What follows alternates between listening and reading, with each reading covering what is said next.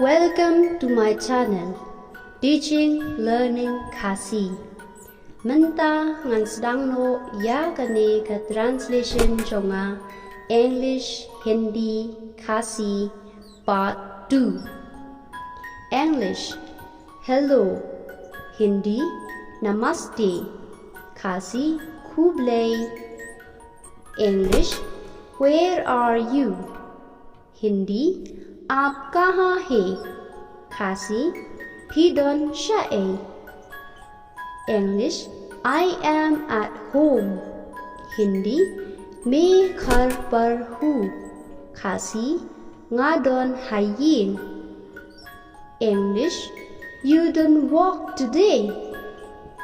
Hindi, तुम आज काम नहीं करते.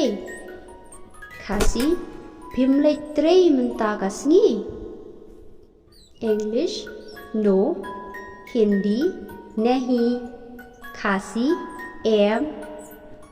English, why. Hindi, क्यों. Khasi, balai.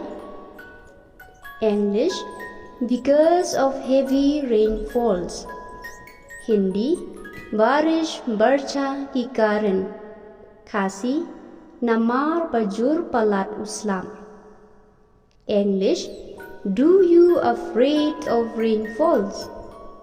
Hindi, क्या आप बारिश से डरते हैं?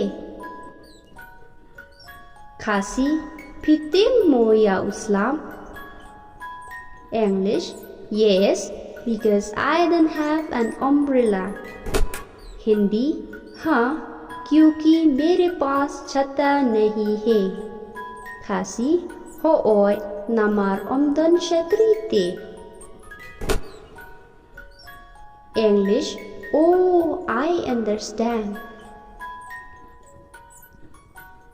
Hindi, oh, मैं समझता हूँ. Khasi, oh, ngalasno tu. English, what do you understand? Hindi, तुम क्या समझे? Khasi, kumno pisngu tu. English, yes, because you are lazy. Hindi, हाँ, क्योंकि तुम आलसी हो. Ho'oy namar bapijai tu te. Oh no. Nahi. Em. Menta ngilak poisya kabukut jong kane ka video. Balada pisngo bakane ka video jonga ka aljing mentoy yapi snobha share like ba subscribe. Ngin saya share biang hakawi bat ka video kublei shibun.